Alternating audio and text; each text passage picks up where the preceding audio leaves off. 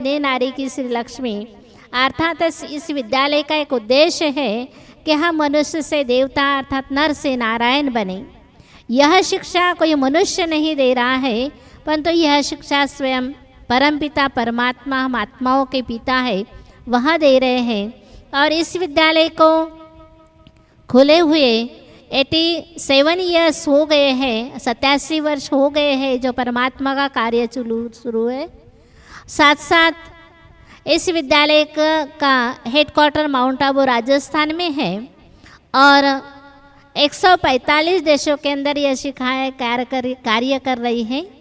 साथ साथ मनुष्य एक तनाव मुक्त जीवन जी रहा है, तो तनाव मुक्त कैसे बने, अपने जीवन को श्रेष्ठ कैसे बनाए, कैसे हम विचार करें, कैसे संकल्प करें, जिन श्रेष्ठ संकल्पों के आधार से हमारा जीवन एक श्रेष्ठ बने, मौल्यवान बने, हमारा समाज एक श्रेष्ठ समाज हो जाए, इसलिए विद्यालय कार्य कर रहा है। तो हम इस सारी दुनिया के अंदर हर एक आत्मा तक पहुंचने के लिए हमारे इस विद्यालय के 21 विंग्स बने हुए हैं, जिसके कारण से ये कार्य चलता है।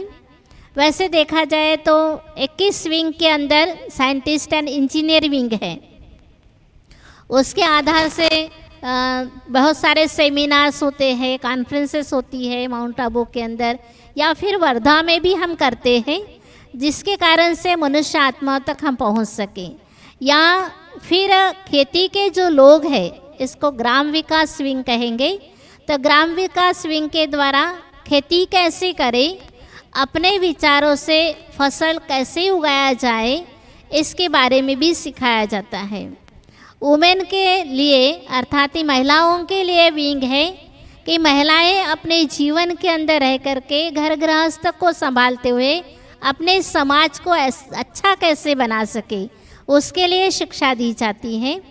तो यह शिक्षा 7 डेज कोर्स में दी जाती है। 7 डेज कोर्स के अंदर सिखाया जाता है कि हम कौन हैं। सबसे पहले यही हमें मालूम होगा, तभी हम कुछ कर सकेंगे।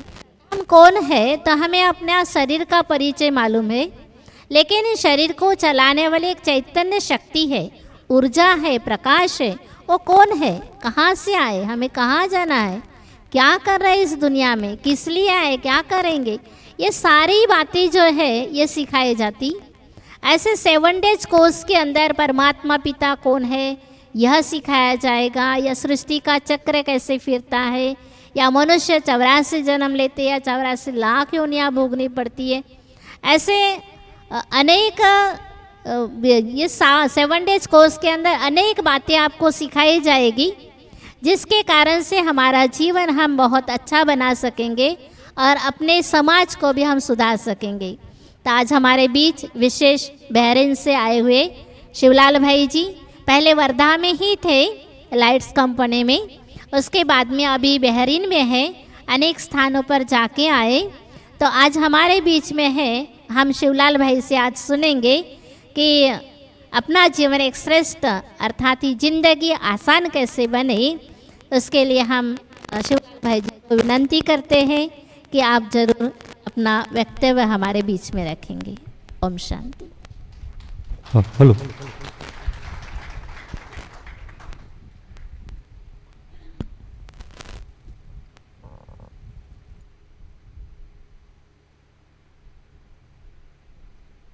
ओम शांति, ओम शांति, ओम शांति। पीछे तक मेरी आवाज़ आ रही है, पर मुझे नहीं आ रही है। Good evening. माइक कोणता चांगला, हा की हा?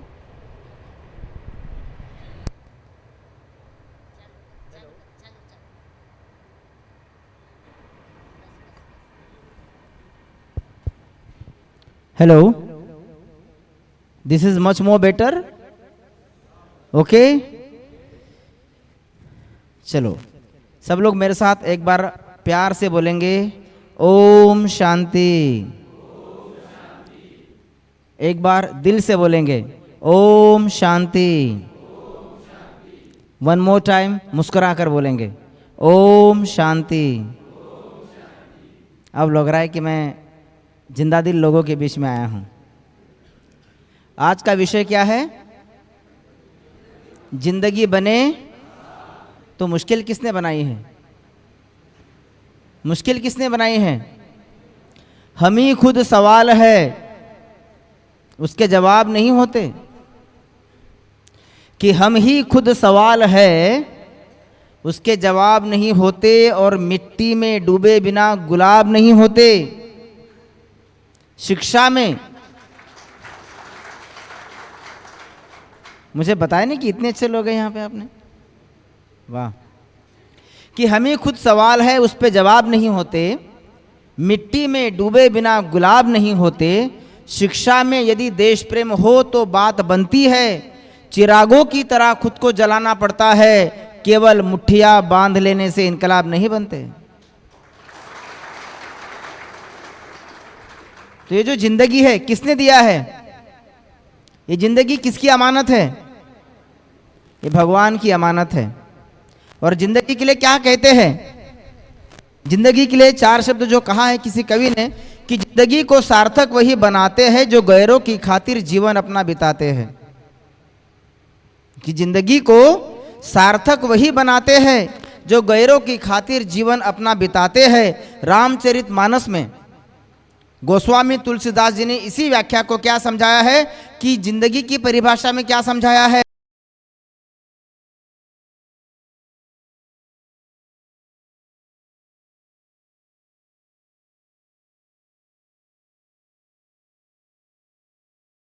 और दूसरों को दुख देने से बढ़कर कोई अधर्म नहीं है। यही है जिंदगी आसान करने का सबसे आसान तरीका। औचट साहब, इतना अच्छा प्रोग्राम आपने यहाँ ऑर्गेनाइज किया है। मैं चाहता हूँ कि इस लाइन के बाद आप औचट साहब के लिए अपना रिस्पेक्ट तालियों के द्वारा शो करेंगे।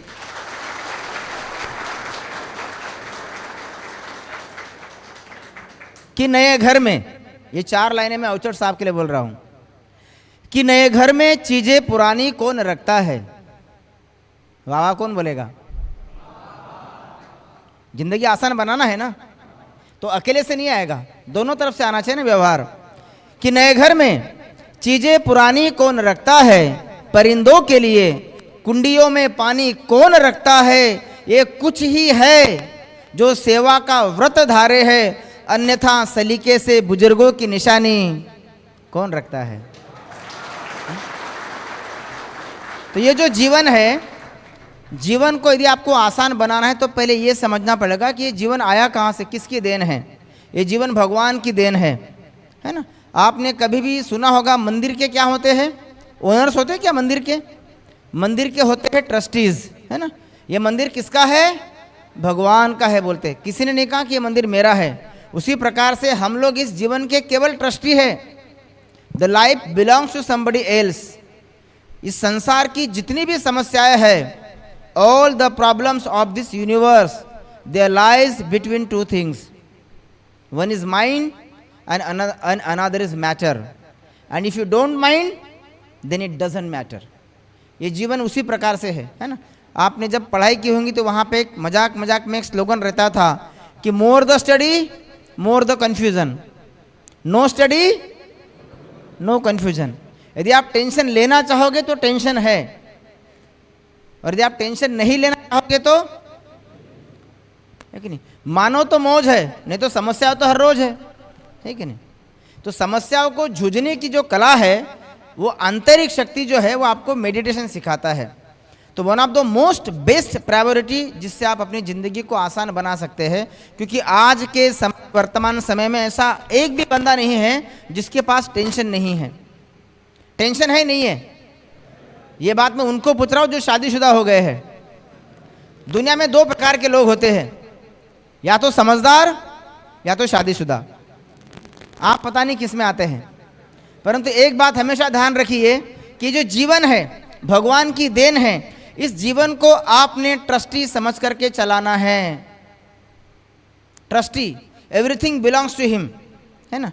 शास्त्रों में इसका कई प्रकार से वर्णन भी किया गया है। जैसे कि श्रीमद् भगवद गीता में कहा गया है, ये लाइफ मेरी देन है। मैं तुझे बचाने आया हूँ, लेकिन कब? सर्वधर्माणि परित्यज्य मामेकम शरणं व्रज अहम त्वा सर्व पापेभ्यो मोक्ष इच्छा में मा शुच। मैं तुझे मोक्ष दूंगा, मैं तुझे सारी इच्छाओं से तृप्त कराऊंगा, लेकिन कब? जब तू मेरी शरण में आएगा। जिंदगी के फ्लो को बहने दो। जिंदगी सबसे आसान करने का अगर तरीका है तो वो है, पहला तरीका है वो है कम्युनिकेशन, संवाद। और आज दुनिया में हम लोग संवाद को छोड़ के everybody is busy with the mobiles and gadgets. They don't have time even to talk with the father and mother. हमारे शास्त्रों में जो संस्कारों की बातें की गई है वो संस्कारों की बातें तो भूल ही जाओ, लेकिन जो संवाद साधने की क्षमता पहले 4 लोगों में इकट्ठा होकर के खाना खाते थे, बोलते थे। अरे पहले मोहल्ले में झगड़ा भी 4-5 लोग इकट्ठा होकर करते थे। अब तो हम झगड़ा भी मोबाइल पे कर रहे हैं। तुमने लाइक नहीं किया, I don't want to see your face, I will block you. ये कौन सा झगड़ा हो गया? अभी तो झगड़ा भी वर्चुअल हो गया है। ये कैसी जिंदगी आ गई है ना। एक जमाना की सादगी थी और बंदगी थी। जब व्हाट्सएप और फेसबुक नहीं था तब जिंदगी थी। लेकिन अभी क्या हो गया है? व्हाट्सएप और फेसबुक ने क्या कर दिया? आपके घरों में आप जब छोटे थे तो आपकी मम्मी आपको डायपर पहनाती थी, सबने देखा होगा। फिर क्या करती थी मम्मी? हर 10 मिनट के बाद वो डायपर को चेक करती थी, बच्चे ने सुसु तो नहीं किया, बच्चे ने शी तो नहीं किया। हर 10 मिनट के बाद मम्मी आपके डायपर को चेक करती थी। अभी आप हर 10 मिनट के बाद मोबाइल को क्या कर रहे हो? वही तो कर रहे हो आप लोग। कुछ आया तो नहीं, कुछ हुआ तो नहीं। कौन हो आप लोग? इतना अर्जेंट हर 10 मिनट में कौन आपको मैसेज करने वाला है? आप मोदी हो, आप अमित शाह हो, आप अवचट साहब हो जो आपको हर 10 मिनट में कोई कॉल करेगा? Nothing but. लेकिन जैसे मम्मी हर 10 मिनट में डायपर चेक करती है बच्चे का, उस प्रकार से आपका ये मॉरल रिस्पॉन्सिबिलिटी बन गया है। अरे 10 मिनट हो गए मैंने मोबाइल को हाथ नहीं लगाया। अगर एक दिन आपका इंटरनेट अगर बंद कर दिया तो आपको ऐसा लगता है कि किसी ने आपका गला घोट दिया हो। यही तो है जिंदगी जो है, हमें हमारे तरीके से जीना था, लेकिन हमने क्या किया? ना किसी के अभाव में जियो। जिंदगी जीने का आसान तरीका, ना किसी के अभाव में जियो, ना किसी के प्रभाव में जियो। ये जिंदगी है आपकी, आप अपने स्वभाव में जियो। क्योंकि आपकी मम्मी, आपके पिता, आप जो है जैसे है इसलिए आपको प्यार करते हैं। हम बनावट तो दुनिया वालों के लिए कर रहे हैं ना, है ना। और दुनिया में क्या है? दुनिया में तो बहुत धोखा है, बहुत ज्यादा धोखा है। सावधान, ये जिंदगी है, पल पल आपको धोखा मिलेगा। कि समझे थे जिसको कोयल वो कौवा निकला। जीवन क्या है? कि समझे थे जिसको कोयल वो कौवा निकला, बड़ी बड़ी बातों का हवा निकला, और साला दारू के खिलाफ जो बोला उसी की जेब से पौवा निकला। ये ऐसी जिंदगी है। आप किस किस पे भरोसा करोगे? ये जीवन में अगर आप किसी एक पे भरोसा करोगे, हर घर में आज भरोसा है क्या? ये जो जीवन टिका है ना, भरोसे पे टिका है। भरोसे का दूसरा नाम होता है प्यार। यदि आपके परिवार में प्यार नहीं है तो परिवार कैसा? परिवार में और बाकी के जगत में क्या फर्क है? जहां शाम को जाए आदमी अपने बच्चों से प्यार करता है, माँ अपने बच्चों से प्यार करेगी, पिता अपने बेटे से प्यार करेगा, बहू बेटी। ये जो परिवार है, ये परिवार की जो भावना पहले जमाने में थी, अब कहाँ है वो भावना? पहले के परिवार इकट्ठा, दादा मामा मामी सब लोग जो है इकट्ठा रहा करते थे, नाना नानी से लेके। लेकिन आज क्या हो गया है? हमारी जो जिंदगी है, हमने हमारी विचारधारा की तरह छोटी सी बना के रखी है। हम दो हमारे दो। जैसे ही शादी हो गई क्या करते हम लोग? हम बड़े हुए तो ममता वाले सारे बंधन तोड़ाए। हम बड़े हुए तो ममता वाले सारे बंधन तोड़ाए, बंगले में कुत्ते पाल लिए और मां को वृद्धाश्रम छोड़ाए। ये जीवन की सबसे बड़ी शोकांतिका है। ये आज के समाज की सबसे बड़ी शोकांतिका है। क्या करे? ये मजबूरी है। बच्चा चाहकर के भी अपने माँ बाप का पालन पोषण नहीं कर सकता, चाहकर के भी अपने माँ बाप का या सास ससुर का पालन पोषण नहीं कर सकती। क्यों? क्योंकि विचारों में भिन्नता है, संस्कारों में भिन्नता है। और ये भिन्नता आई कहाँ से? कहाँ से आई ये भिन्नता? कहाँ से आई ये भिन्नता? ये भिन्नता आई है हमारी मानसिकता से। कहाँ से आई है हमारी भिन्नता? मानसिकता से। Sir can you come here please? या यू, या please, yes yes yes yes please come, या कम। ये जो मानसिकता से हमारी भिन्नता आई है, क्यों? घर में जो झगड़े हो रहे, क्यों हो रहे? सर मैं आपको कुछ 2-4 प्रश्न पूछता हूँ, आप मुझे उसका, सर आपका नाम क्या है? हरीश जी। मैं आपको 2-4 प्रश्न पूछता हूँ। मैं ये बताना चाहता हूँ कि हमारे जीवन में जो भिन्नता आई है, सास बहू के झगड़े, घर घर में झगड़े, भाइयों में झगड़े क्यों हो रहे हैं? क्योंकि ये जो झगड़े पहले यहाँ है। यदि युद्ध तुम्हारे मन में है, यदि युद्ध तुम्हारे मन में है, तो तुम्हें ज्ञान की नहीं ध्यान की आवश्यकता है। सर मैं कुछ आपको विरुद्धार्थी शब्द पूछता हूँ। विरुद्धार्थी शब्द आपको पता है? हिंदी समझ में आती है? मराठी समझायला येते? Very good. या उनको नहीं आती, कोई बात नहीं, आपको तो आती है ना। मैं आपको कुछ विरुद्धार्थी शब्द पूछूंगा, आपको मुझे उसका आंसर जो है वो within a fraction of second में देना है। एकदम अगदी सहज साध्या शब्दांमध्ये मी तुम्हाला विरुद्धार्थी शब्द सांगा। Good versus, what is good versus? Of course sir या सर्वांना माहीत आहे, हुशार पोर आहे ही। गुड वर्सेस, नहीं नहीं, गुड वर्सेस अच्छा नहीं, good versus bad, good versus bad. इनको माइक दीजिए भाई जी को, चालू कीजिएगा।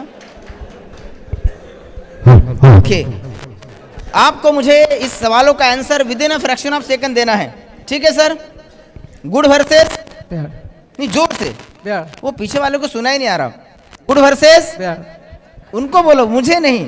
Bad, good versus bad, good versus bad, boy versus, bad, please cheer up him because he is not alone, he is representing you, so he is one of you, okay? So please represent him by giving the chorus. Yeah, so good versus bad, boy versus day versus India versus, sir किसने सिखाया?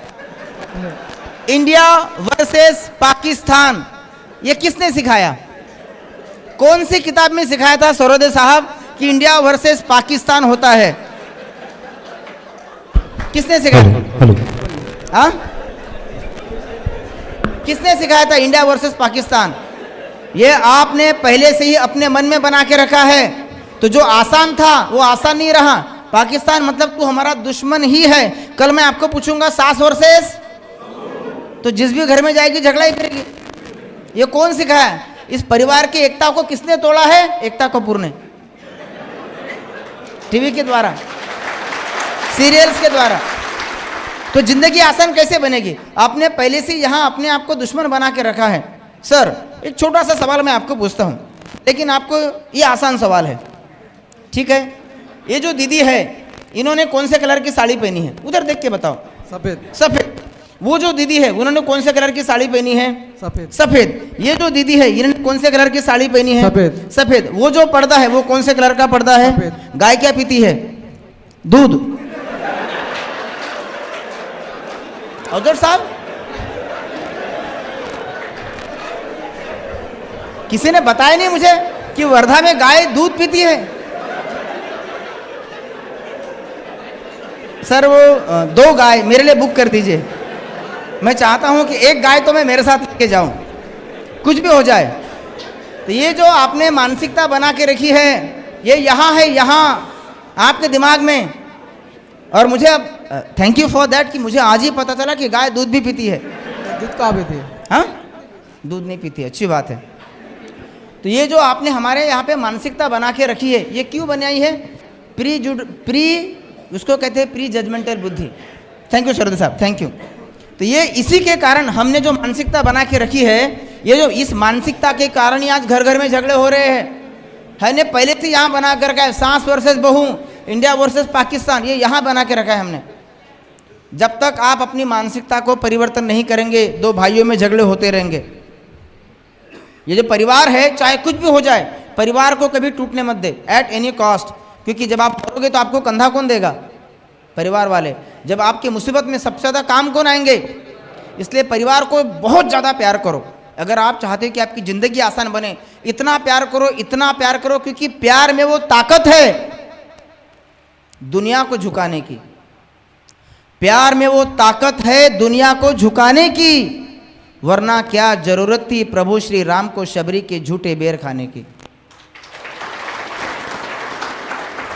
अपने परिवार को, है ना, धर्मेंद्र ने क्या क्या कहा था? अपने तो अपने ही है ना, अपने तो अपने होते हैं, है ना। पुत्र कुपुत्र भवति, माता कुमाता न भवति। आपने कभी कहा, कभी सुना है कि उसकी माँ नालायक निकली या उसके बाप नालायक निकले? लड़का नालायक निकला आपने सुना होगा, लड़की नालायक निकली है सुना होगा। पुत्र कुपुत्र भवति, लड़का नालायक हो सकता है लेकिन माँ बाप और उनके संस्कार कभी भी नालायक नहीं हो सकते। इसलिए आप अपने परिवार को संस्कार दे, प्यार के संस्कार दे, शिक्षा के संस्कार दे। ये जात पात में अभी बंटने का समय नहीं है। यदि आपने अपने बच्चों को एक खिलौना नहीं दिया तो एक दिन रोएगा, 2 दिन रोएगा, 3 दिन रोएगा। पर यदि आपने अपने बच्चों को संस्कार नहीं दिए तो वो जिंदगी भर रोएगा। और संस्कार कौन से हैं? रामचरितमानस में गोस्वामी तुलसीदास जी संस्कार की परिभाषा परिभाषित करते हुए एक दोहा लिखते हैं कि प्रातः काल उठ कर रघुनाथा, प्रभु श्री राम प्रातः काल उठते थे। प्रातः काल माना कौन सा काल? इस काल के 4 भागों में वर्णन किए गए हैं। पहला शाम को 6 से 9, दूसरा 9 से 12, तीसरा 12 से 3 और चौथा 3 से 6। इसी को गोस्वामी जी लिखते हैं कि पहला प्रहर हर कोई जागे 6 से 9, दूसरा जागे जोगी, तीसरा प्रहर चोर जागे, चौथा जागे योगी। तो ये जो प्रातः काल उठ कर रघुनाथा मतलब 3 से 6 के बीच में भारतीय संस्कृति का पहला संस्कार, साधु ऋषि मुनि ये सब लोग सवेरे उठते थे। आप लोगों भी कभी कौन उठा रहा है? आप नहीं उठ रहे। आपके अड़ोस पड़ोस का जो मुर्गा होता है ना, वो 4 बजे आपको उठा देता है। जानवर भी आपके पहले उठ रहे हैं। सूर्योदय से पहले निसर्ग उठ जाता है। इसलिए कहते हैं कि प्रातः काल उठ कर रघुनाथा, प्रभु श्री राम प्रातः काल उठते थे, माना 3 और 6 बजे के बीच में। तो हमें भी यही संस्कार हमारी संस्कृति को देना है। तो कल से आप कितने बजे उठेंगे? 5:45 बजे। 6 बजे के पहले ही उठना है ना, तो 5:55 को तो उठ ही सकते हैं, just for the name of formality. तो प्रातः काल उठ कर रघुनाथा पहला संस्कार आप अपने बच्चों को दे, स्वयं में धारण करें। क्या? सवेरे उठना है सूर्योदय के पहले। ये हमारी भारतीय संस्कृति का पहला संस्कार है। दूसरा संस्कार, प्रभु श्री राम क्या करते थे? प्रातः काल उठ कर रघुनाथा ठावही मात पिता गुरु माथा। पहले माता को प्रणाम करते थे, फिर पिता को प्रणाम करते थे, फिर गुरु को प्रणाम करते थे और फिर अपने भारतीय स्टाइल अनुसार जीवन की दिनचर्या की शुरुआत करते थे। यह है हमारे भारतीय संस्कृति के 2 संस्कार। पहला सवेरे उठना, दूसरा अपने माता पिता और गुरुजनों को चरण स्पर्श करके उनके आशीर्वाद से जीवन की या दिन की दिनचर्या की शुरुआत करना। आप में से कितने लोग रूल नंबर 2 को फॉलो करते हैं? Anybody else in the gathering?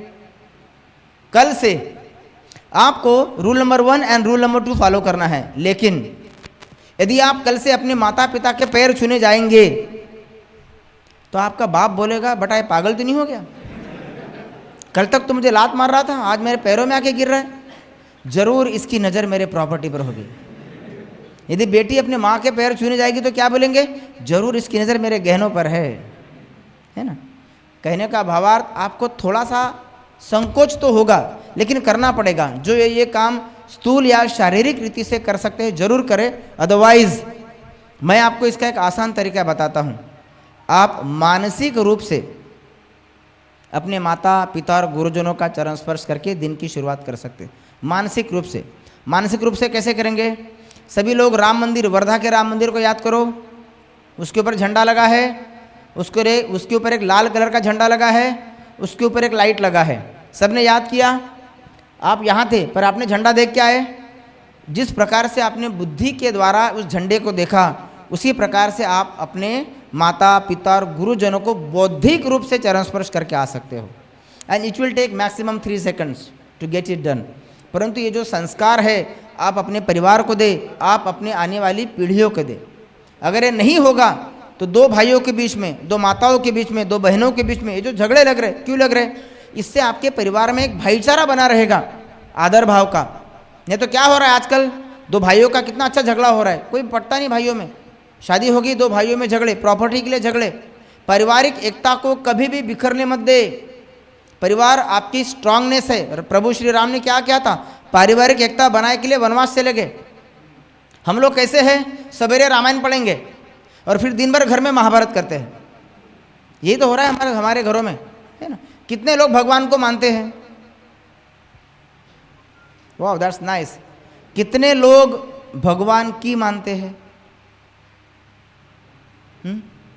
भगवान को तो मानते सब है, कितने लोग भगवान की मानते हैं? अगर भगवान की मानेंगे, oh thank you sir, please clap for sir. भगवान की मानना अर्थात उनकी श्रीमत अनुसार चलना, उसको कहते हैं धारणा अर्थात धर्म। धर्म माना उसका आचरण, है ना। ये वो धर्म नहीं है। अरे धर्म ही नहीं बचेगा तो जाति का क्या करोगे? अगर धर्म ही नहीं बचेगा तो जाति का क्या करोगे? जब दीपक ही नहीं बचेगा तो बाती का क्या करोगे? इसलिए अपने धर्म अर्थात धारणा के लिए लड़ना सीखो, अपनी धारणाओं को, अपने संस्कारों को जताना सीखो। आज दो भाइयों में कितने झगड़े हो रहे प्रॉपर्टी के लिए, क्यों हो रहे? क्योंकि पारिवारिक एकता उसमें कम पड़ रही है। बड़े बड़े नाजुक होते हैं ये खून के रिश्ते, कि बड़े नाजुक होते हैं ये खून के रिश्ते, इन्हें तू शर्मसार ना कर, चाहे तो मेरा हिस्सा भी तू ले ले भाई, घर के आंगन में दीवार ना कर। आज ये जो आपके घरों में दीवारें बन रही है, क्यों बन रही है? पारिवारिक एकता न होने के कारण, वैचारिक भिन्नता होने के कारण, संस्कारों में आपसी टकराव होने के कारण। जब आप एक दूसरे के विचारों को मान देते हैं, सम्मान देते हैं, that is called the power of acceptance. एक दूसरे को स्वीकार करें। हमने कहा जिंदगी आसान बनाने का सबसे पहला तरीका है कम्युनिकेशन।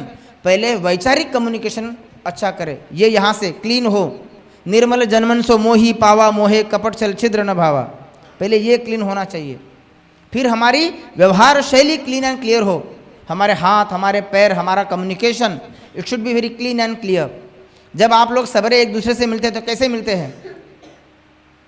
शेक हैंड तो करते होंगे ना, भले दिल मिले नहीं मिले, लेकिन हाथ तो मिला रहे कि नहीं? कि अपने आप को इतना भी मत सताया कर। जिंदगी आसान बनाने का फॉर्मूला नंबर 1, कि अपने आप को इतना भी मत सताया कर, दिल की बात को जुबा पर लाया कर। और दिल मिलाने की कौन बात करता है? अबे कम से कम हाथ तो मिलाया कर। जब भी आप सवेरे किसी से मिलते हो उनसे हाथ मिलाओ। हाथ मिलाने से ये पता चलता है कि आपका कम्युनिकेशन फॉर्म है या कैसे है। एटलीस्ट शेक हैंड, ये अभी नई की पद्धत है। पहले के ज़माने में तो राम राम बोलते थे, है ना।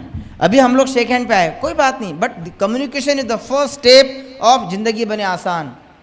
तो अपने कम्युनिकेशन को प्यारमय बनाएं, अपने कम्युनिकेशन को स्माइलिंग वाला बनाएं। यदि आप अपने घर में स्माइल फेस से जाते हैं तो the whole family will smile. पर यदि आप अपने घर में ऑफ मूड करके जाते हैं, the whole family will get suffer because of that. जिंदगी आसान बनाने का दूसरा फॉर्मूला, हर किसी को जो है जैसा है वैसे स्वीकार करना सीखे। स्वीकार करें, स्वीकार, नॉट रिजेक्ट। चाहे यश मिले स्वीकार करो, चाहे अपयश मिले तो भी स्वीकार करो, because it is a part of life. चाहे यश हो चाहे अपयश हो, मिले धन या कि ऐश्वर्य तुमको, ना हो कभी इसका अभिमान तुमको, कि जिंदगी को सार्थक वही बनाते हैं जो गैरों की खातिर जीवन अपना बिताते हैं। The power of acceptance. मैं पिछले दिनों अहमदाबाद में हमारे एक मिश्रा जी है, उनके घर में गया था। हमारी विचारधारा देखिए कैसे काम करती है। तो 5 बजे जब मैं उनके घर में गैलरी में चाय पी रहा था, तो मिश्रा जी मेरे पास आके, उनकी पूजा पाठ होगी, 4 बजे उठ के पूजा। मिश्रा जी जो है वो सीनियर मैनेजर है अब अदानी पावर में। तो उनके घर में मैं एक दिन के लिए रुका था। तो उनके घर में जब मैं उन्होंने पूजा पाठ किया, सवेरे 5 बजे मैं बालकनी में खड़ा था, तो मिश्रा जी मेरे पास आए, उनको मुझे कहने लगे कि भाई जी मैं अपनी बीवी से काफ़ी परेशान हूँ। जब भी मैं पूजा पाठ करने बैठता हूँ वो ज़ोर ज़ोर से फ़ोन पे बात करना चालू कर देती है। तो मैंने भाभी जी को कहा कि यार ये तो गलत है, जब वो पूजा कर रहा है तो आप फ़ोन पे ज़ोर ज़ोर से बात ना करें तो अच्छा है ना। तो उसने कहा कि फिर मुझे भी वही तो टाइम मिलता है कि एटलीस्ट मैं अपने घर में बात कर सकूँ। तो दोनों अपनी जगह सही थे। उतने में मैंने क्या देखा कि उस मिश्रा जी जो है वो 2nd फ्लोर पर रहते, नीचे में सब्जी का मार्केट लगा है, सब्जी मंडी का मार्केट था। तो मैंने देखा अभी जो सवेरे सवेरे जो होता है ना, फेरी वाले, सब्जी वाले ज़ोर ज़ोर से आके चिल्लाते हैं, है ना, क्योंकि उनको सामान लेना है, वो अपना दुकानदारी चालू करना है, तो ज़ोर ज़ोर से चिल्लाते हैं। तो मैंने मिश्रा जी को कहा कि मिश्रा जी ये जो फेरी वाले यहाँ पे ज़ोर ज़ोर से चिल्ला रहे हैं, क्या इनका आवाज़ इतना बड़ा ज़ोर ज़ोर से चिल्ला रहे, जो कि आवाज़ आपकी पत्नी की आवाज़ से ज़्यादा ही होगा, तो इनकी आवाज़ से आपको डिस्टर्बेंस नहीं होता पूजा पाठ में? तो उन्होंने कहा वो तो उनका काम है, वो तो चिल्लाएंगे ही। वो तो उनका काम है, तो उनके चिल्लाने से मुझे डिस्टर्बेंस नहीं होता। मतलब आपने उनके चिल्लाने को स्वीकार किया है और आपने अपनी पत्नी के आहिस्ता बोलने को भी रिजेक्ट किया है। ये कैसी मानसिकता है? एक्चुअली डिस्टर्ब उसने करना चाहिए, वो फ्री वालों की आवाज़ ने, बट आपने क्या किया? वो तो नेचुरल है। जहाँ आपका अधिकार भाव है, उस अधिकार भाव को आपने अपनी अथॉरिटी दिखाना चाहा। तू मेरी वाइफ है, इसलिए जैसा मैं चाहूँ तुझे वैसा ही रहना पड़ेगा। ये जो नॉन एक्सेप्टेंस है, ये नॉन एक्सेप्टेंस ही आपके जीवन को बाधामय कठिनाइयों से भरा जा रहा है। इसलिए जो है जैसा है उसको स्वीकार करे। जाही विधि राखे राम, ताही विधि रहिए। अगर आप स्वीकार नहीं करेंगे, if you are giving the remark of rejection, you are spreading the energy of negativity in your aura and to the society. तो इसलिए जो है जैसा है उसको स्वीकार करना सीखे। कितने लोगों की यहाँ शादी हो गई है? जब शादी हुई थी आप लोगों की, thank you sir, thank you, जब आप लोगों की शादी हुई थी तो आप लोगों की कुंडली मिलाई होगी। कुंडली है ना? अपने तरफ क्या करते हैं? पहले कुंडली मिलाते हैं, 36 गुण मिलाते हैं, 2-4 ना मिले तो 100 रुपया दे के उसको ज़बरदस्ती मिलाएंगे। ये भी नहीं हुआ तो फिर मामा का बोले मामकुड़ बताओ, वो मिलाते हैं। लड़की के गुण मिलाएंगे, उसकी राशि जो भी है सब कुछ मिलाएंगे। और जब सब कुछ मिल जाता है तब जाके हमारी शादी होती है। तो भाई जब सब कुछ मिल गया था तो फिर शादी के बाद तो झगड़े होने ही नहीं चाहिए। सिंपल है ना? जब सब कुछ मिला के ही तुमने किया था, फिर झगड़े क्यों हो रहे? ये है। फिर हम लोग क्या करते हैं? जब घर में झगड़े हो रहे, घर में बहुत सारी परेशानियां हैं, तो हम लोग जाते हैं ज्योतिषी के पास हाथ दिखाने। हाथों की रेखाएं भी कितनी अजीब है। हाथ में मेरे है, समझ में उसको आ रही है, दिखाते भाई देखो मेरा हाथ। वो कहता है तुम्हारा हाथ तो ठीक है लेकिन शायद घर में वास्तु दोष है। फिर हम लोग वास्तु वाले के पास जाते हैं, उसको दिखाते हैं घर। वो सब अपनी रिपोर्ट बनाता है और वो क्या करता है? वो कहता है कि देखो ये जो बेड है ये ऐसे करना पड़ेगा, ये दीवारों को ऐसे करना पड़ेगा, ये कमरे को ऐसे करना पड़ेगा। तुम्हारे पास 2 ऑप्शन है, या तो मकान चेंज करो या तो बीवी चेंज करो। सेकंड ऑप्शन को तो आप सोच भी नहीं सकते हो। तो हम लोग जो है हमारी मानसिकता को कैसे बंदर की तरह jumping from one branch to another branch कर रहे हैं। हम हमारे ही जीवन को हमारी ही मानसिकता के कारण कठिनाइयों से भर रहे हैं। ये हमारी मानसिकता है। मानसिकता कैसी होती है? यदि आपको सरदर्द है तो आप अपने बेटे को क्या कहते हैं? बेटा मेडिकल की दुकान में जा और सरदर्द की गोली लेके आ। जबकि आपको पहले से सरदर्द है और आप गोली कौन सी मंगा रहे हो? सरदर्द की गोली। वो दुकान में जाएगा, दुकानदार से सरदर्द की गोली लेके आएगा और आपको देगा। आप खाओगे और क्या बोलोगे? पता नहीं कैसी टैबलेट लाया, मेरा सरदर्द बैठ ही नहीं रहा है। अरे भैया मैंने सरदर्द की ही तो गोली लाया था, तो सरदर्द बढ़ेगा। यदि इस टेबल को मुझे साफ करना है तो मैं क्या बोलता हूँ, या आपकी मम्मी आपको क्या बोलती है? बेटा इस टेबल को साफ करने के लिए खराब कपड़ा लेके आ। जब टेबल को आपको साफ करना है तो आपको कपड़ा भी कैसे लाना है? स्वच्छ लाना पड़ेगा।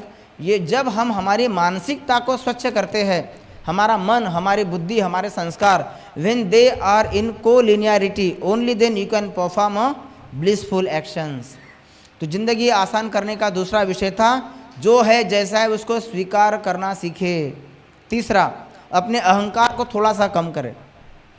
थोड़ा सा अहंकार को कम करो। क्यों? क्योंकि जिनके महलों में जलते थे हजारों रंग के फानूस, झाड़ उनकी कब्र पर है, बहुनहा कुछ भी नहीं। ये जो ईगो है ना, यही सारी समस्या का जड़ है। छोटे छोटी बातों पे एटीट्यूड आ जाती है। आजकल के बच्चों को छोटी छोटी ईगो के कारण हमारे परिवार में कितनी गांठ पड़ गई है। एक छोटा सा कंपनी का वर्कशॉप था जहाँ पे कार बनाते थे। जब कार पूरी तरह से बन के रेडी हो गई तो उन्होंने देखा जो ऊपर का कार का कवर है, वो वर्कशॉप का गेट जो है वो सेमी ओपन था। वो वर्कशॉप का गेट और कार का टॉप ये आपस में टच हो रहा है।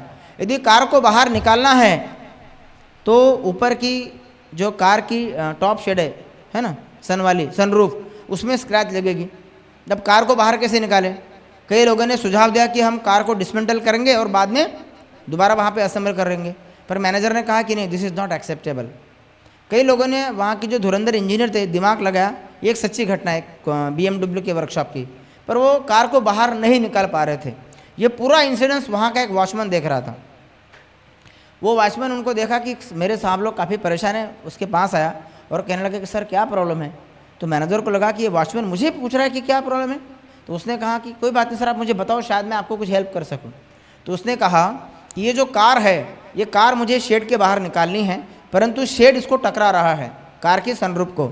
तो हम लोग सोच रहे कि कार को कैसे बाहर निकाला जाए। तो वॉचमैन ने कहा सर इतनी सी छोटी सी बात और आप इतना। Yes sir, exactly. वॉचमैन ने कहा चारों टायर की हवा थोड़ी सी कम कर दो। हवा कम हो गई, कार खुद ब खुद बाहर आ गई।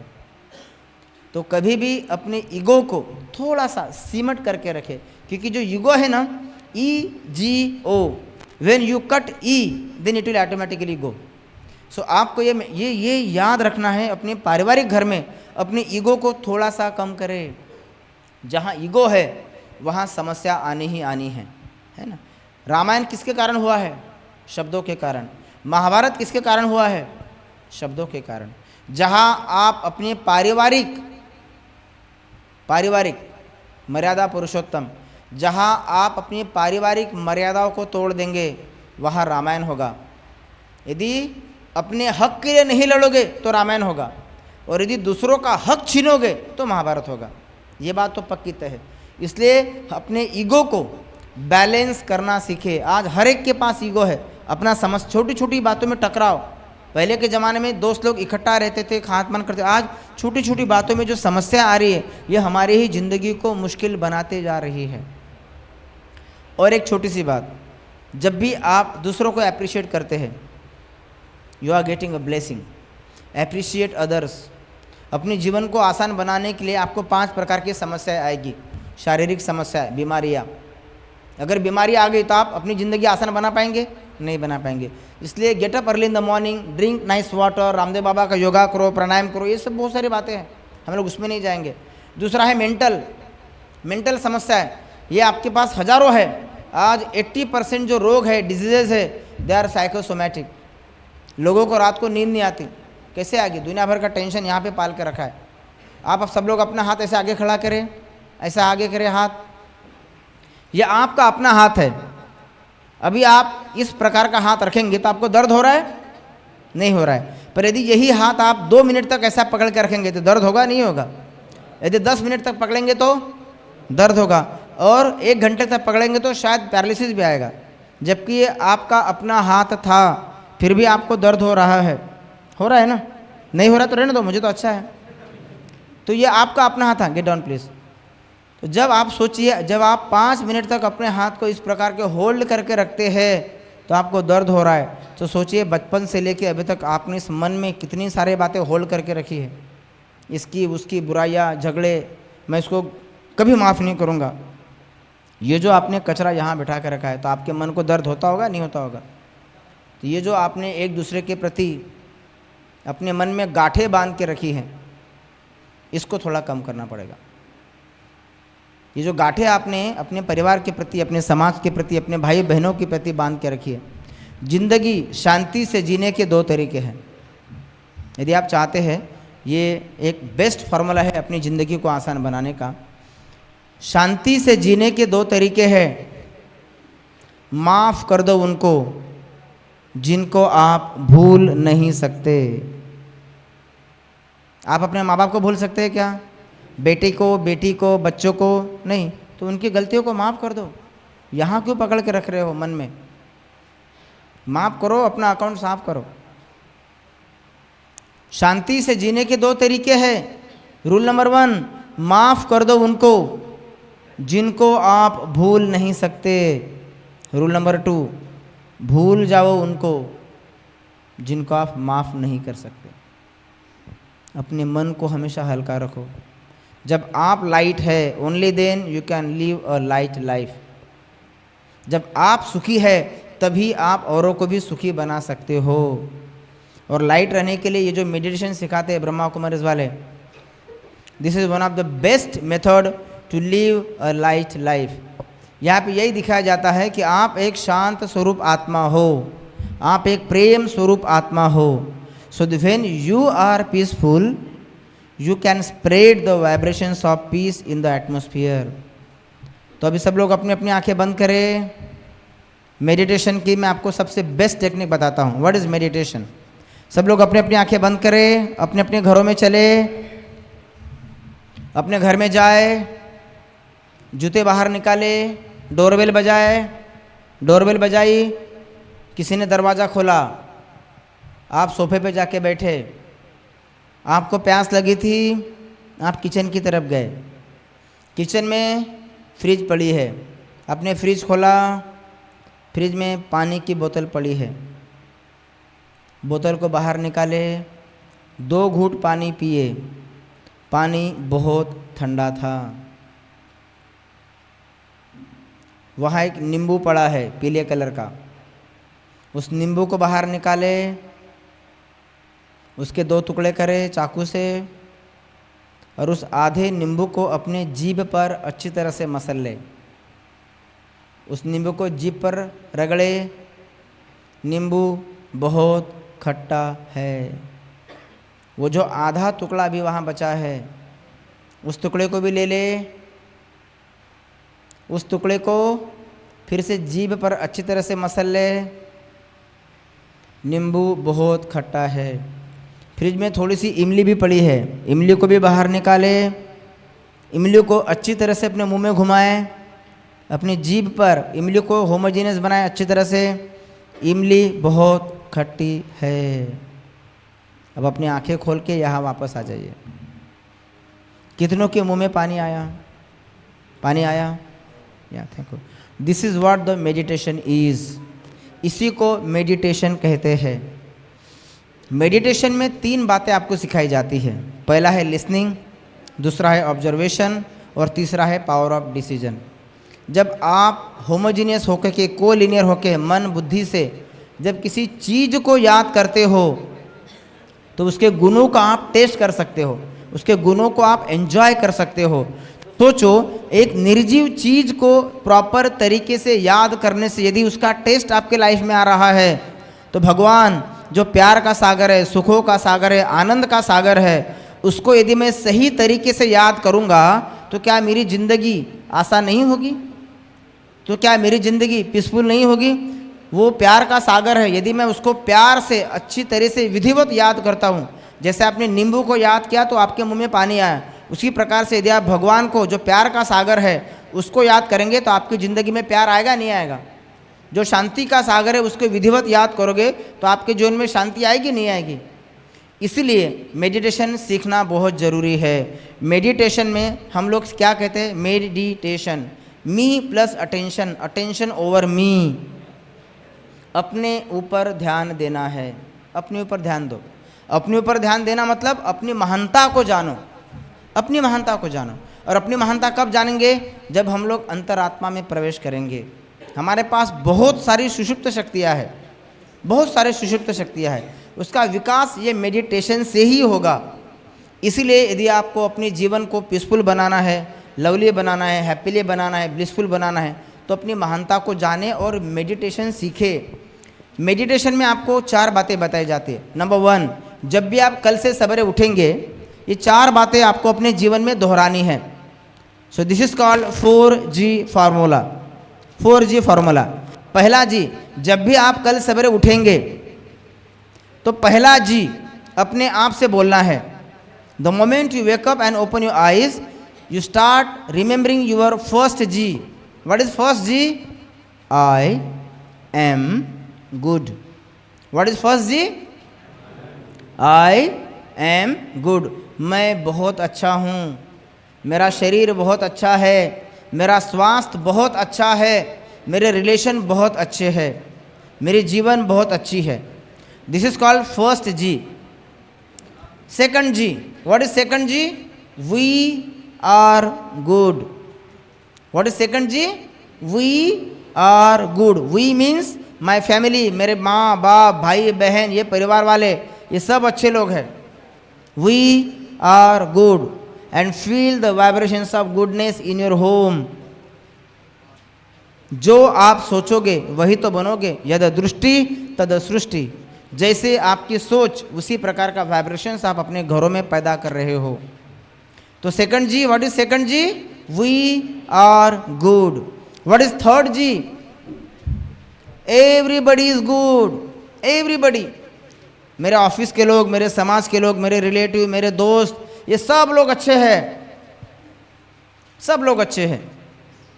Everybody is good, this is the third G. And what is fourth G? Everything is good. Everything in the universe is good. Nothing is bad in this universe. Nothing is bad because God cannot create such a thing which is called foolish. So everything in this universe is good for me. मेरे लिए सब कुछ अच्छा ही हो रहा है। तो जब भी आप सवेरे उठेंगे, ये 4 सोमान, these are the 4 elevated affirmations with ourselves। सवेरे उठते बराबर ये 4 बातें अपने आप से किया करें।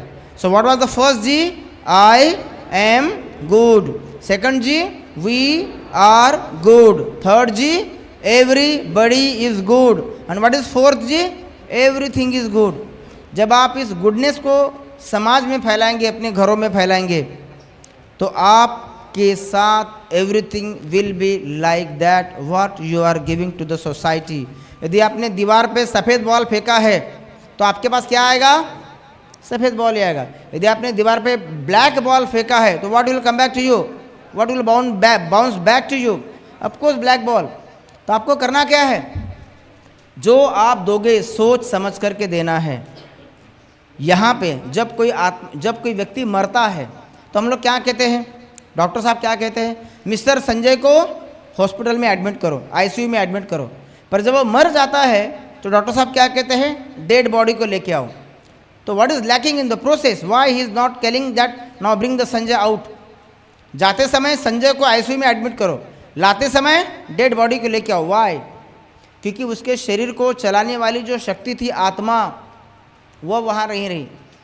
जो सोचने का पावर था, जो बोलने का पावर था, जो कार्य करने का पावर था, वो कार्य करने का पावर अभी उस शक्ति में नहीं रहा, जिसको हम लोग आत्मा कहते हैं। और आत्मा का काम क्या है? Power of listening. आत्मा का काम क्या है? Power of observations. आत्मा का काम क्या है? उस पर निर्णय लेना। तो ये जो भी आप सुन रहे हो, ये कौन सुन रही है? आत्मा इस कानों से सुन रही है। तो आप सब लोग मुझे ध्यान से सुन रहे हो? पक्का? सब लोग अपने मन में एक लाइन खींचा लाइन, और वर्धा शहर का पहला अक्षर है W और वर्धा शहर का आखिरी अक्षर है A। करेक्ट? सब लोग अपने मन में एक लाइन खींचा। लाइन के स्टार्ट में और लाइन के एंड में आपको वर्धा शहर का पहला और आखिरी अक्षर लाइन के शुरुआत में लिखना है, पहला और आखिरी अक्षर लाइन के आखिरी में लिखना है। सर आपका क्या नाम है? राजेश जी। आपने मन में लाइन खींची, लाइन के आगे और लाइन के पीछे आपको वर्धा शहर का पहला और आखिरी अक्षर स्टार्ट में, पहला और आखिरी अक्षर एंड में लिखना है। Is it okay? Is it clear to you? सबने सुना? अच्छी तरह से सुना? ओके सर, लाइन खींची। आपने स्टार्ट में क्या लिखा सर? W। एंड में क्या लिखा? A। Is it okay to you? सभी ने यही किया, लाइन खींची। प्रश्न क्या था? WA it should be the answer. हमने कहा था लाइन के स्टार्ट में, लाइन के एंड में आपको वर्धा शहर का पहला और आखिरी अक्षर स्टार्ट में, पहला और आखिरी अक्षर एंड में, ये लिखना था। परंतु हमने यहाँ पे प्री जजमेंटल डिसीजन पहले से ही लेके रखे हैं। क्या? लाइन है W लिखो, लाइन के एंड में A लिखो। हमने क्वेश्चंस को सुना ही नहीं। ये जो गौर से सुनने का काम है वो आत्मा करती है। इसलिए जब मैंने आपको कमेंट्री दिया, घर में जाओ लिंबू, आपने गौर से सुना, इसलिए आपने उस टेस्ट का एक्सपीरियंस किया। Because that time your soul, mind and body was collinear. इसलिए मेडिटेशन में आप द पावर ऑफ लिसनिंग को बढ़ाते हो। सेकंड है पावर ऑफ ऑब्जर्वेशंस। मेडिटेशन में आप पावर ऑफ ऑब्जर्वेशंस को बढ़ाते हो। कैसे ऑब्जर्वेशंस है? सर आप आगे आएंगे भाई जी? Yes please, can you come? Yes. एक छोटा सा प्रश्न है। सर आपका क्या नाम है? शरद जी। एक छोटा सा प्रश्न है। मेडिटेशन में हमारे 3 पावर जो है वो बढ़ जाते हैं। पहला है द पावर ऑफ लिसनिंग, जिसका हमने अभी डेमो लिया। In meditation you can observe, you can listen the word to word very clean clear. क्योंकि अगर हम जो सुन रहे हैं वो अगर सही नहीं है तो सास ने कुछ कहा और बहू ने कुछ अलग किया, तो झगड़ा तो होना ही है। जैसे अभी हमने सामने डेमो देखा, जबकि सबके सामने प्रश्न था। सर अभी हमको देखना है कि जब आप मेडिटेशन करते हो तो then you can observe the things very clearly.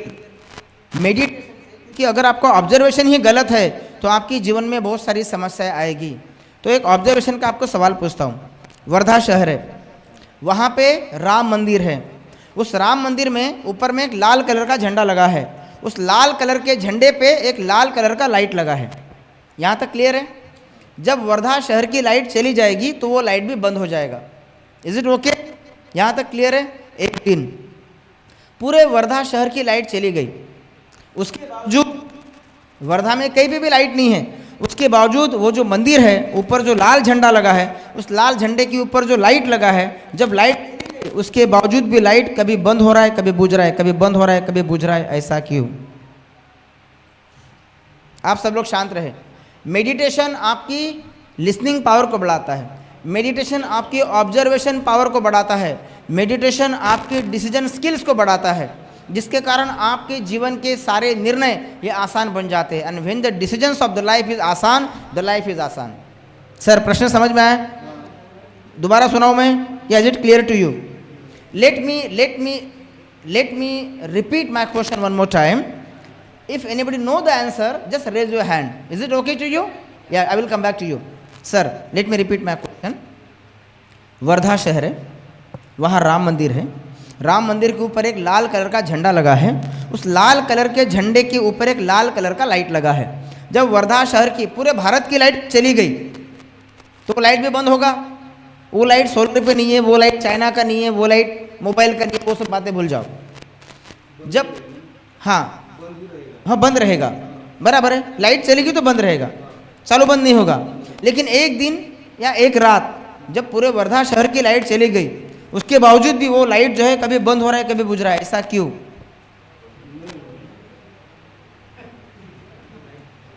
Meditation हमारे लिसनिंग पावर को बढ़ाता है, मेडिटेशन हमारे पावर ऑफ ऑब्जर्वेशंस को बढ़ाते हैं। अवचर साहब, यस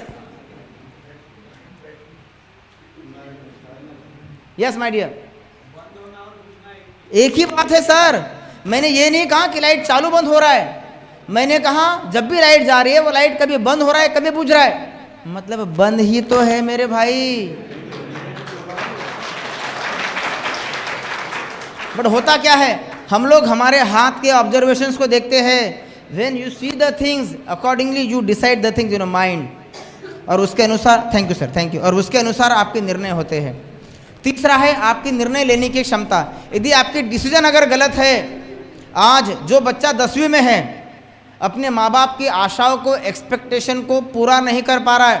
माँ बाप चाहते हैं कि मेरा बच्चा 90% मार्क्स स्कोर करे, और बच्चा यदि 90 से कम लेता है, then in that time the child is not able to cope up the stress expected by the desires of his parents. उस समय क्या करता है वो? नागपुर में जाकर देखो, उस स्ट्रेस के कारण वो बच्चे दूसरे दिन वहाँ पे 10वीं के रिजल्ट के बाद वहाँ पे जाके सुसाइड करते हैं। क्यों? क्योंकि उनके निर्णय सही नहीं है। राष्ट्रपति का काम क्या है? निर्णय लेना। घर के पिता का काम क्या है? निर्णय लेना। यदि आपके निर्णय अगर सही नहीं है और उस निर्णय लेने का अगर तरीका सही नहीं है, तो भी आप जीवन में सफल नहीं होंगे। अब यहाँ पे मैं आपको निर्णय के ऊपर एक स्टोरी सुनाता हूँ। एक आईएएस की एग्ज़ाम थी। उस आईएएस की एग्ज़ाम में 3 लोगों का सिलेक्शन हुआ। 3 लोगों में से एक एक बच्चे को आगे बुलाया गया। घंटी दबाई, चपरासी ने पहले लड़के को अंदर भेजा। 6 लोग वहाँ इंटरव्यू ले रहे थे। उन 6 लोगों में से एक आदमी ने कहा, हम लोग आपको केवल एक सवाल पूछेंगे, और वो सवाल ये डिफाइन करेगा कि whether you are eligible for a collector और नॉट। प्रश्न क्या था? पहला एक ही प्रश्न, ये जो पंखा ऊपर में घूम रहा है, इस पंखे को कितनी ब्लेड है? सर पंखे को कितनी ब्लेड होगी? 3। उसने भी उत्तर कहा, सर इस पंखे को 3 ब्लेड है। उन्होंने कहा तुम फेल हो गए हो, साइड में जाकर बैठो। एग्जाम किसकी चल रही है? आईएएस कलेक्टर की। दूसरे लड़के को घंटी दबाई, दूसरा लड़का अंदर आया। उसने कहा कल से आप कलेक्टर बनने वाले हो, हम आपको केवल एक प्रश्न पूछेंगे। प्रश्न क्या है? ये जो पंखा ऊपर में घूम रहा है, इस पंखे को कितनी ब्लेड है? उसने उस पंखे को देखा और कहा सर इस पंखे को 3 ब्लेड है। उसने कहा तुम फेल हो गए हो, उधर जाके बैठो। अब बचा तीसरा विद्यार्थी, उसको भी बुलाया गया। उनको कहा कि आपको हम लोग एक ही सवाल पूछेंगे। क्या है सवाल? ये जो पंखा ऊपर में घूम रहा है, इस पंखे को कितनी ब्लेड है? जिंदगी आसान बनाने का तरीका, the first one power of listening, the second one power of observation and the third one power of decision. यदि ये 3 आपके परफेक्ट है तो आपका जीवन आसान बन गया, समझ लो। तो यहाँ पे उसने पहले प्रश्न सुना, पावर ऑफ लिसनिंग, सुना पंखा घूम रहा है, पंखा, तो ऑब्जेक्ट इज नॉट क्लियर। उसने पहले प्रश्न सुना, देन ऑब्जर्व किया, पंखा घूम रहा है, I cannot count the blades. उसने घंटी दबाई, चपरासी अंदर आया, पंखा बंद करो। चपरासी ने पंखा बंद किया। Then you observe the fan, पंखा रुक गया। And then he count 1 2 3 and then he took a decision, sir इस फैन को 3 ब्लेड है। वो बंदा बाद में हरियाणा का कलेक्टर बना। उसका नाम था तिवारी, जिसने रामटेक के किड्स कॉलेज से BE सिविल किया था। जिंदगी आसान बनाने का तरीका, listen very carefully, observe the scene very carefully and then took a decision. Don't react immediately. झगड़ा होता है, हम लोग इमीडिएटली रिएक्ट कर देते हैं। यहाँ पे तीनों का आंसर 3 ही है। फिर पहले 2 विद्यार्थी फेल और लास्ट का तीसरा विद्यार्थी पास क्यों? वाई? वाई? आंसर देने का तरीका, उसका जो तरीका था वो तरीका सही था। What is difference between terrorist and military? दोनों के हाथ में गन है, दोनों अपने शत्रु को मारते हैं, दोनों एक दूसरे अपने दुश्मनों को मारने के लिए ही वचनबद्ध है। फिर एक को टेररिस्ट और एक को मिलिट्री मैन क्यों? तरीका, उसकी दिशा नकारात्मक है। यदि आपके निर्णय की दिशा यदि नकारात्मक है, आपका एक निर्णय आपकी दिशा और दशा को बदल सकता है। इसलिए अपने निर्णय को लेते समय थोड़ा सा सावधान, थोड़ी सी मेहनत करें। बगैर मेहनत के कुछ नहीं मिलता। ख्वाहिशों से नहीं खिलते हैं फूल झोलियों में, ख्वाहिशों से नहीं खिलते हैं फूल झोलियों में। उसके लिए कर्म रूपी शाख को हिलाना होगा और कुछ नहीं होगा कोसने से अंधेरे को। तुम्हारे हिस्से का दिया तुम्हें खुद जलाना होगा। थोड़ा सा मेहनत तो करना पड़ेगा, सब कुछ रेडीमेड नहीं मिलेगा। और लास्ट है, यदि आप अपनी ज़िंदगी को आसान बनाना चाहते हैं, जैसे कि मैंने कहा मेडिटेशन सीखी है, क्योंकि इसमें आपकी पावर ऑफ लिसनिंग बढ़ जाती है, इसमें आपकी पावर ऑफ ऑब्जर्वेशन बढ़ जाती है। जैसे आपने नींबू को ऑब्जर्व किया, यू कैन टेस्ट द नींबू। मेडिटेशन में आप जो चाहे उस चीज़ का अनुभव, सुख, शांति, आनंद, प्रेम का अनुभव कर सकते हो। जब ये दिमाग रहेगा कुल, तो टेंशन जाओगे भूल। ऐसी है ना, आपके जीवन की आसानी या सफलता इस बात पर निर्भर करती है कि आपका सलाहकार कौन है। याद रहे, अर्जुन श्री कृष्ण से सलाह लेता था और दुर्योधन मामा शकुनी से। इसलिए अपने जीवन का सलाहकार सही चुने। और आपसे, अपनी अंतरात्मा से बढ़कर आपका सलाहकार कौन हो सकता है? इसलिए अपनी अंतरात्मा से बात करना सीखे, अपनी अंतरात्मा से दोस्ती करना सीखे। आपका आपसे बढ़कर ना कोई दुश्मन है, ना कोई मित्र है, ना कोई दोस्त है। अपनी वैल्यू, स्वयं की वैल्यू स्वयं करना सीखे। मैं एक छोटा सा उदाहरण देके यहाँ रुकना चाहूँगा। स्वामी विवेकानंद के जीवन का एक स्टोरी है। आप उस परिस्थिति में कैसी मानसिकता रखते हैं, इस बात से ये स्पष्ट हो जाता है आपकी मानसिकता कैसी है। कि मोहब्बत का मज़ा मिलता है दिल जब दिल से मिलता है, कि मोहब्बत का मज़ा मिलता है दिल जब दिल से मिलता है। मगर मुश्किल तो यह है कि दिल बड़ी मुश्किल से मिलता है। और ऐसे ही एक मोहब्बत का परवाना हमारे देश में हुआ, जिसका नाम था स्वामी विवेकानंद। दिनांक 11 सितंबर 1893, वार बुधवार, नगर शिकागो, हॉल कोलंबस, राज्य संयुक्त संघ अमेरिका। स्वामी विवेकानंद को अपमानित करने के उद्देश्य से अमेरिका के पंडितों ने, जल भुने पंडितों ने उनको अपमानित करने के उद्देश्य से कोलंबस हॉल के निकट सभागृह में किताबों की प्रदर्शनी रखी। और वहाँ स्वामी विवेकानंद को लेके गए और उनको कहा कि स्वामी जी चलिए हमारे साथ, हम आपको हमारे देश की महानता का दर्शन कराते हैं, आपको अपने देश की महानता से अवगत कराते हैं। और उनको समूह के पास लेके गए जहाँ किताबों की प्रदर्शनी रखी थी। और उनको कहा देखिए स्वामी जी, ये जो अलमारी है इस अलमारी में ये देखिए हमारे देश की साइंस की किताब है, ये पॉलिटिक्स की किताब है, ये इकोनॉमी की किताब है, ये फिजिक्स की किताब है, ये केमिस्ट्री की किताब है, ये इसकी किताब है, ये उसकी किताब है, और ये जो सबसे नीचे पड़ी है ये तुम्हारे देश की श्रीमद् भगवद गीता है। स्वामी विवेकानंद बहुत ही आर्टलेस, आर्ट ऑफ रिपार्ट, प्रत्युत्पन्न मति धारक व्यक्तित्व के धनी, उन्होंने किताब के उस समूह को, किताब के उस गठरी को ऊपर से नीचे तक देखा और मुस्कुराते हुए कहा, गुड फाउंडेशन, नींव बड़ी मजबूत है इसलिए भवन खड़ा है। तो आप अपने महत्व को समझे, अपने संस्कारों के महत्व को समझे, अपनी संस्कृति के महत्व को समझे। जब आप अपनी संस्कृति का, अपने संस्कारों का, अपने परिवार का आदर करना सीखेंगे, जो आदमी खुद की इज्जत नहीं करता उसको दूसरे आदमी इज्जत देंगे कभी? हो ही नहीं सकता। इसलिए अपने महत्व को समझना बहुत ज़रूरी है। इसलिए हमने कहा हम ही खुद सवाल है। We are the question and we have the answer. भगवान ने हमें सब कुछ दिया है, लेकिन करना क्या है? जब हमारा दिल टूट जाता है तो हम क्या करते हैं? यहाँ जाएंगे, वहाँ जाएंगे। एग्जैक्टली सोर्स से जुड़ना सीखो।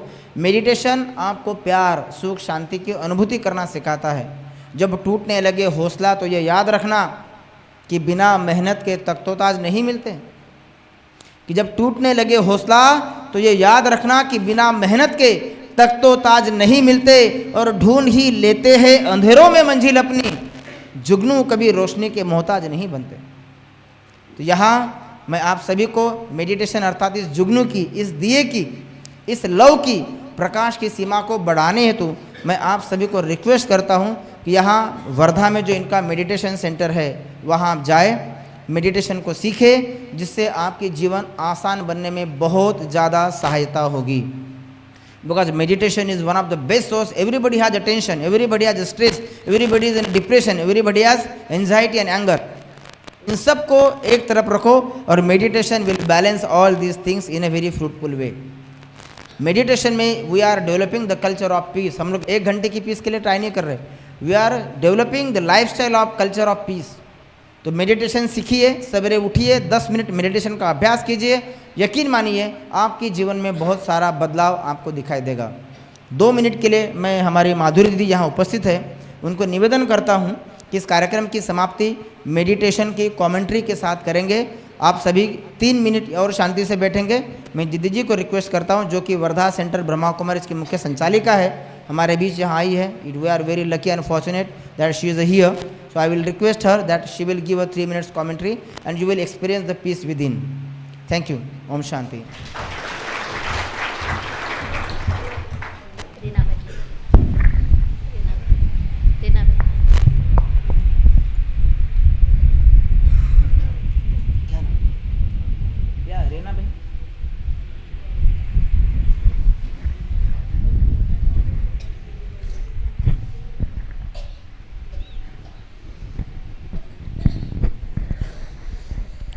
ओम शांति। सभी रिलैक्स होकर कर बैठ जाइए। पीठ का कना एकदम सीधा, आंखें हो सके तो खुली रखें, नहीं तो बंद। और अब धीरे धीरे अपने ध्यान को बाह्य सभी बातों से हटाकर कुछ क्षणों के लिए अपने मन को एकाग्र करें। अगर इसके बीच और कोई विचार आते भी हैं तो उसको न आने दें और अपने ध्यान को एकाग्र करें। अब धीरे धीरे अपने ध्यान को अपने शरीर के भीतर चल रहे सांसों के ऊपर एकाग्र करें। अपनी सांसों को महसूस करें। सांस ले रहे हैं, छोड़ रहे हैं, ले रहे हैं, छोड़ रहे हैं। देखते जाइए अपनी सांसों की गति को।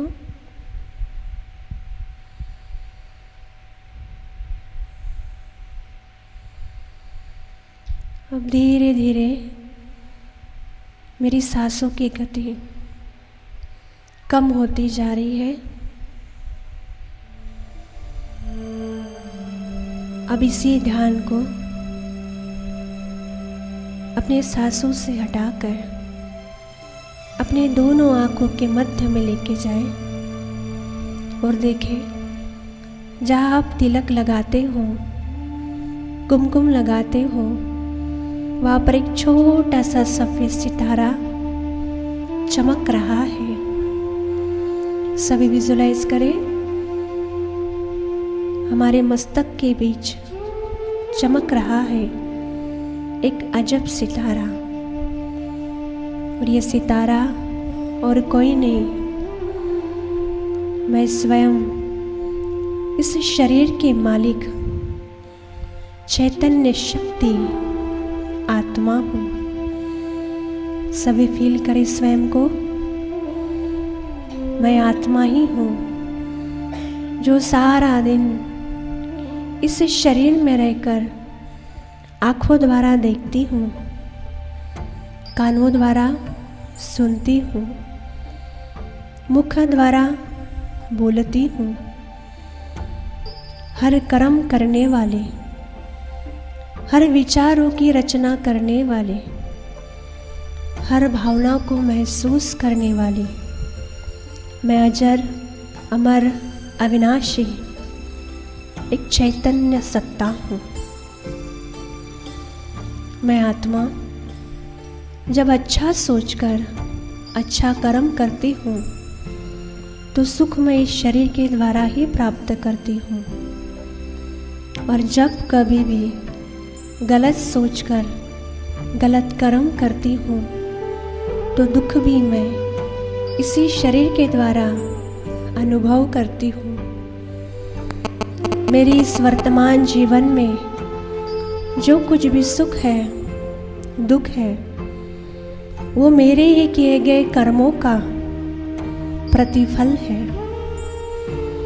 इसीलिए आज के बाद मैं आत्मा इस शरीर में रहकर अच्छा सोचूंगी, अच्छा बोलूंगी और अच्छा कर्म करके अपना जीवन आसान बनाऊंगी। मैं आत्मा अपने आप में ही शांत स्वरूप हूँ। स्वीकार करें सभी इस बात को, जिस शांति को, खुशी को मैं वस्तुओं में, व्यक्तियों में, पदार्थों में ढूंढ रही थी, वो बाहर नहीं, वो मेरी ही आत्मा का स्वधर्म है। मैं आत्मा शांत स्वरूप, प्रेम स्वरूप, शक्ति स्वरूप हूँ,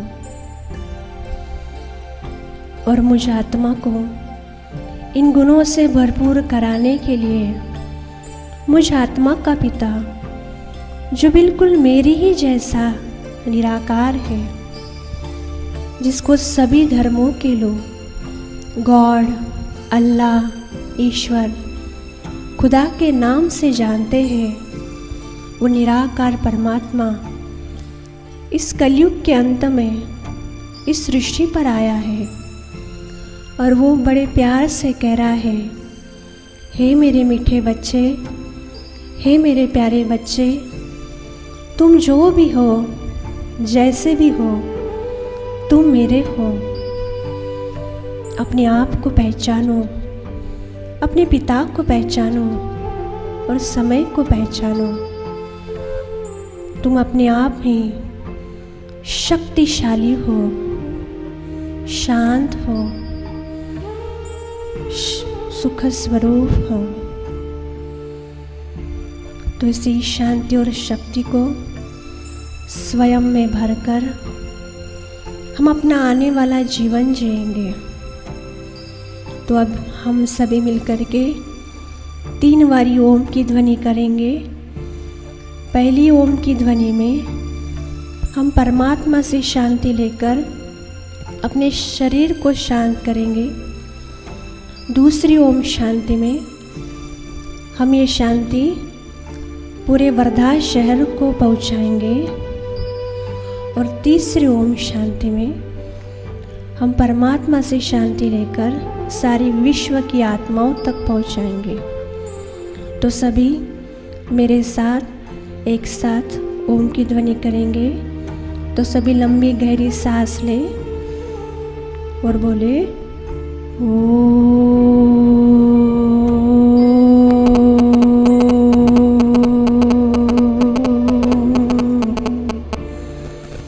शांति।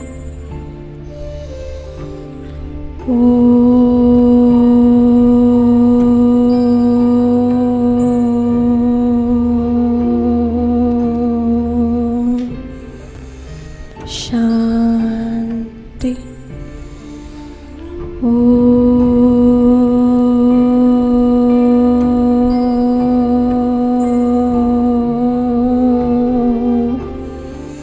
शांति शांति शांति।